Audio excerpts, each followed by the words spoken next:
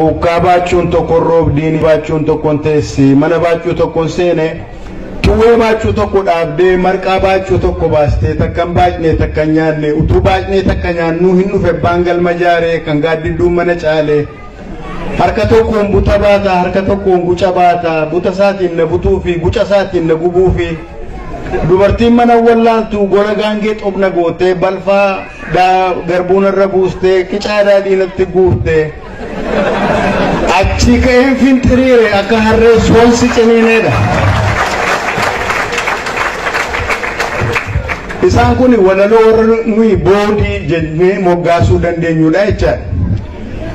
Garabaa ribaaldeedha fakkeenyaa fi qomoo walaloo kanaas akkuma isa kanaan duraa waa'ee dhiiraaf dubartiiti haa ta'u maleessa inni kun xinnoo ishee isan of ukkaamse sanarraa kaasa.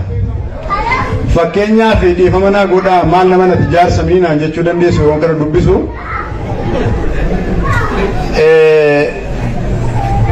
Yoon barbarree laga dhaabee sangaan badee keessan dheeduu yoon jarjaree bira baasee harkaan qabdee keessan keessu heedha.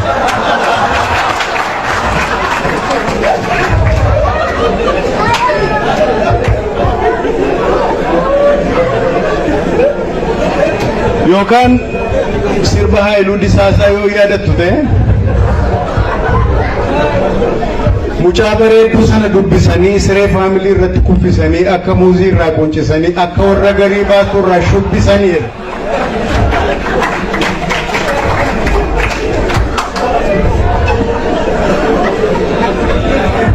Yoo kanaan achi immoo inni fakkeenyaa fi hinaaffaanii micciiree qabeenii yoo bariiteen saawwa yaastee dafinee na yaastu gaangee yoo nama yaaddee muujalee na nyaattu waan keedha.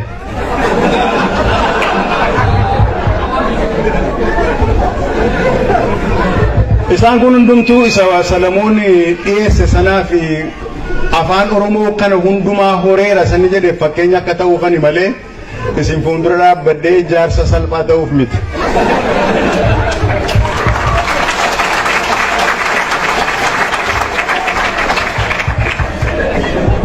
Garabraatti isinii dabaluudhaaf mucaa boddosee jakuullee jedhee sossobee na fuudhee birriin okkotee shan guutee jedhee sossobee na fuudhee yeroon okkotee harka kaa'u barariin ukoo na guutee yeroon boorsaasaa harka kaa'u rigaa 55 fuudhee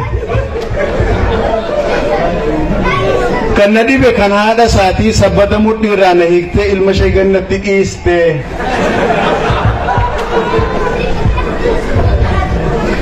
isaa kan dubbisu. Adubbifamu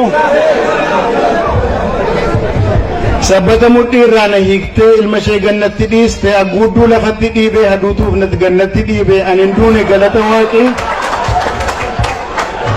wantichoo safara isaati ciiseen ilaale karaatu turee mi'aa akka baaduetti.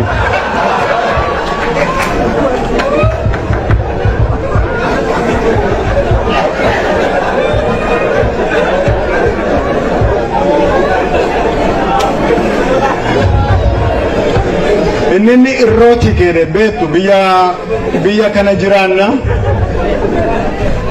biyya Neezerlaandi jiraanna biyya dimokiraasiin harka dhibba keessa dhibbarrattu waa muraasa dabalatudha. Isa irrooti kiddeedhamu maal akka inni ta'e isinitti mun barbaachisa natti fakkaanne garuu Oromoo wanta sana qabaayiidha.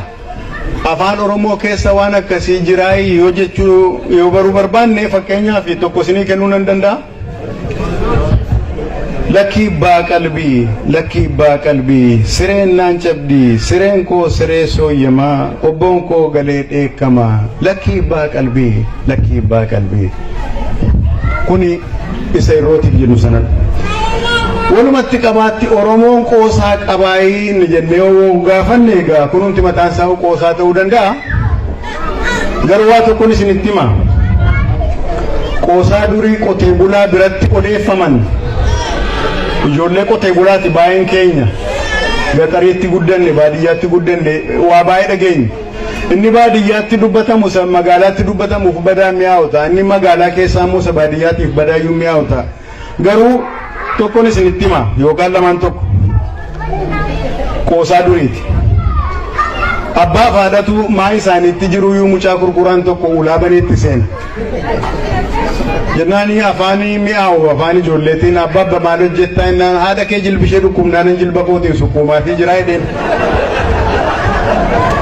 mucaan deebii kan argatee gara hasaasaatti fiige deebi'ee guyyaa kaan isaanii taa'ee irbaata eeggatutti mucaan dhufee abbaa hamma irbaanni qaqqabutti ayyeedhaaf kaa'ate jilba keetiin jilba isheen sukkuumtuu fiide gara biraas ni dabalee abbaa warraa faada warraati haati warraa dhukkubsatanii sireerra waggaa yeroo baay'ee turaniiru gaaf tokko akka fedhettuu lafaa kaanii biddeen wayii qopheessaniif nyaachisuuf jedhanii ennaani gamaaf gamana bidda gamaaf gamana tuutaanii haati warraa akkuma fedhettuu gad jedhanii to'a bidda fuufanii gad jedhnaan abbaa manaa qaami isaa daaraa tuqee argu maali abbaa warraa koo hundattuu fayyitee naman taatu jettanii daaraa keessa suuqtanii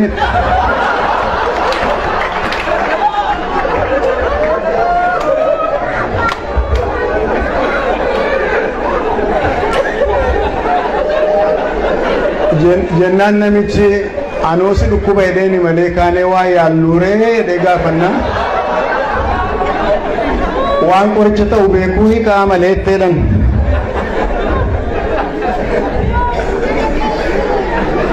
qoosaa jabana kanaa ammoo ijoolleen yaanni wal godhan yoo isinitti mee tokkotu lama ta'anii wal bira ta'anii to'a isaaniitti inni tokko amuummata inni tokko amuummannaan inni taa'ee ilaalu afaan isaa keessa quba kaa'e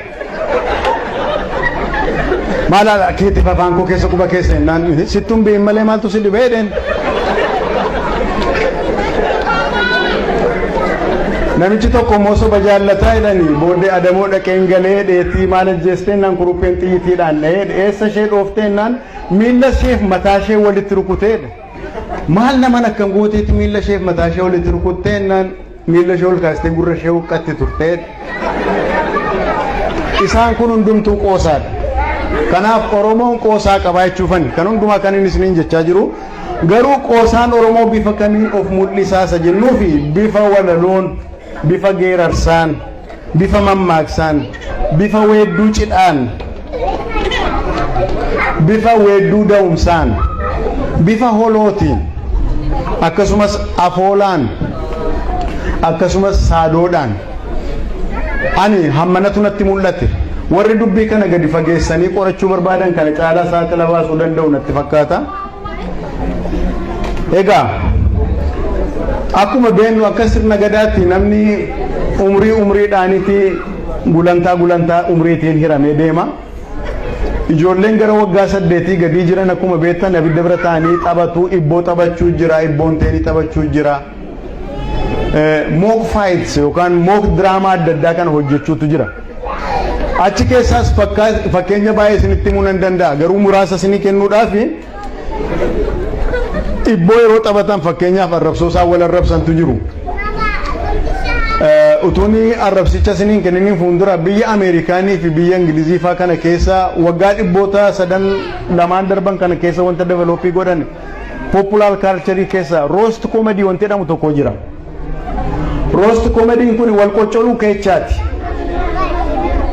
qoccolloodha wal aarsuu garuu wal rukuttaatti deemu walitti kolfuudha nama ofitti kofalchiisuudha jechaadha ijoolleen keenya wanta akkasii kana abidda biraatti taphachuutti kaati roast comedy kana fakkeenyaaf ibboo gaafata ibboo deebisuu dadhaba dhugiitti jedhe yookaan iddoo kaan itti immoo akka jedhamutti biyya naa kenneera biyya kennaaf yeroo sana utuu deebiin deebisanii fuuldura arrabsootu jira akkas miti arrabsoon sun maal fa'i yaadattu dhugii yoo jedhe dhugee baksaa bulee baddaa'edha kan koo madaadatti kan kee qadaadatti kan koo madaala fayyaatti kan kee qadaada cabaatti irraan gadee kaadhu bofa diimaa nyaadhu gufuu gugguuftuu jala bahitu dhudhuuftuu ganna bahi handaqii irra ciise albaatii gadhiisi dhagaa tooraa ta'e bifaan hoolaa ta'e dhagaa tarree ta'e bifaan harree ta'e eelee jala loyi haadha kee harkaa dhoyi shumburaa manaa gadii gungumaa manaa badeedha abbayyii duuba qilxuu alba'ee fuula dhiqqoo jedhee arrabsa mucaa eega akkas jedhee arrabse amma gaanii aarseeraanii wal aarsaniiru kuni kompitiishinii sana borii akka mo'amne kittibaatii siifata wechaasaati irreteestiin jedhu warri faranjii achi booddee rikoonsaayilii gochuu qabu. Kanaan nafu dubbiin safuun cabeeraa arrabseeraani kanaan nafu safuu sana deebisee ijaaruu qaba. Maal jedha fardiin dannabsu an kana caalaa sin arrabsu waraabessi adda booqaa siyaas hallaqsu deebiinsaa kana dhaayidheetti hima. Okay? Kuni abidda biratti isa ibboodhaaf taphatamu. Yoo kanaan achi immoo ijoolleen lama abidda bira ta'anii wanti taphatan tokko jira. Kottu adamoodhaan naayidhu warra guddaarraa warra hangafarraa baranii jechaadha. Gafarsa ajjeesanii galu warri guguddaan arba ajjeesu leenca ajjeesu hin geeraru. Ijoolleenis isaaniin akkeessuudhaani kottu adamoodhaan naayidhu. Inni tokko naqoedha. Fakkeenyaaf maqaan isaa abbaa bookaati hin. Achi hin geeraranni tokko ajjeesee hin galeedhee geerara mucaan waggaa 8 jechaadha. Maal jedhee geerara? Abbaa bookaa gadhiitti mana kee boroo taa'ii gaayyaa kee huuffee kaa'ii anillee ajjeesee hin galee kan hin ajjeesetti iyyuu qurquraa gumbii jalaa dhagaa daakuu jalatti geemmii abiddaa gamatti nama taa'u biratti boojjitoo masas godheen adda isaa basa godheedha hantuuta ajjeesee jechaadha isin galee. Kun ijoollummaatti isa taphatamu. Guguddaa ta'anii waggaa 8 waggaa 18tti adamuu dhaqanii namni tokko fakkeenyaaf booyyeedhuma ajjeesee wanni fokkora baay'ise yoo dhagaanii itti qoosu namicha sanatti. Maaliif warri fokkoru silaa warri geeraru warra arba leenca ajjeesedha namni tokko booyyee yookaan kuruphee yookaan bosonuu ajjeesee hammuma sana baannachuu qaba isinitti fakkaata. Kanaaf namichas akkas ta'u kanatti maal jedhuuni maal jedhe abaluu jedhu fakkeenyaaf Tolasaa dhawoo ta'e maqaan isaa maal jedhe Tolasaan gaafa booyyee ajjeesee jedhu. Inni geenyaatu waa inni jedhu maal jedhee geerare yaa jedhu lafa dabootti akkas jedhu jechaadha. Ittiin jiruu hojjechuudhaaf qoosaadhaan of jajjabeessuuf. Geeshoo jala guugadheen eeboon lama tumadhee gaafa laddaa waraane akka arbaa caraane hamma gafarsaa gaa gogaansaa farsaa ta'a kalaadaa qacaqqacee qaatana bajabbaje.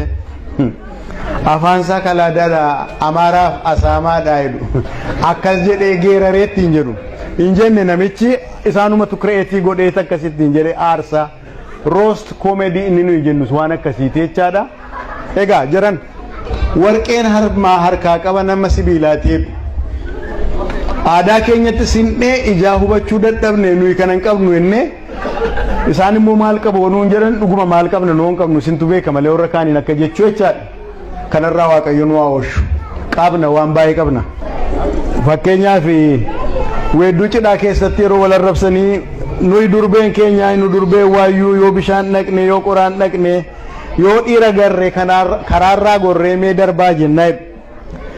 Garuu durbeen isaan sanaa jedhu durbeen warra abaluu yoo bishaan dhaqxe yoo qoraan dhaqxe yoo dhiira garte kosorruu jetti ol gorruu jetti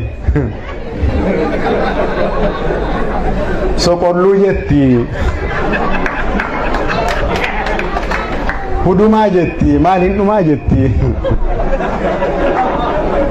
Yoo kanaan achi immoo yeroo isaanii bakka wal fuudhanii galanii bakka dhaquuf malan sana galgala sana yeroo dhaqanii utuma intalli waa tokko iyyuu godhin maa jedhanii aarsuun muka qottoo xiyyee akkati qophoofte obboon hin qophoofne lukan sochoosiyye ittiin jedhu. Mammaaksaanis jira. Mammaaksaanis wanti nama kofalchiisan baay'eetu jira. Nama kofalchiisaa wanta ergaa dabarsan fakkeenyaaf laftis bayeessa jette jaartiin sireerraa kufteedhan kun mammaaksadha. Waa kaa'uun hin badu jette jaartiin durbummaan hafteedhan kunis mammaaksadha. Kaleessa nannana qabanii har'a huba qoonqoo namurani anoo qunxuraan dhume jette intalleedhan. Hiddi ka'ee hiddan beeku ijoollee garaa gara naa eegaa jette jaartiin jedhan. Isiniin galle mini? Isinii galeera shoo? Akkas ollaa gaafadhaa. Wal dha'ee na dha'aa jedhe namichi gabaa baqateedhan. Lafattuu natti gamaanii kooraasii olitti yaabaa jedhe namichi jedhan waaqaan jechuusaati. Egaa kanarraan waggaa 8 al tokko yaadattu yoo ta'e yookaan warra dubbistanii beektanii buttaa wanti qalan jira bara buttaa gaafa buttaa san waggaa 8tti al tokko jaarsi yeroo inni itti safuu cabsuudha. safuun sun hartuma isaa wanta dhagaamee hin beenne jedhu haadha manaa isaatiin yookaan dubartii ollaatiin wanta inni jedhu wanta gurri namaa hin fudhannedha. Ammatti amma yeroo yaadnutti jechuufan yoomi kan kana saalfachuutti kaana eega amantee bakkeedhaa dhufan kana fudhachuutti kaana amantee islaamaa amantee kiristaanaa eega fudhachuutti kaanne wanti kun safuudha kun akkasiin jedhamu jechuutti kaana. Haa ta'u malee yeroo sanatti waggaa 8 al tokko akka garaa isaanii dubbatu jaarsoliin jaartii jechaadha. Maaf akkas godhu jedhanii yeroo jaarsolii bulan gaafannu sababi isaan kana godhanii fi yoo nuyi kanan goonu ta'e dargaggeessatu intala sodaata leeyya'a qaanaa kanneetii sodaatu waadha shan fakkaatu sayidhan beektu akkas jechaadha. Kormatu goromsa leeyya'a qaanaa generational continuity tu citaa boqqollootu sandaabu xaafiitiin daraaru yoo nu akkasiin goonu ta'e dhaniiti sodaatu jedhama. Egaani ammaaf nagaa hedduu galatoomaa.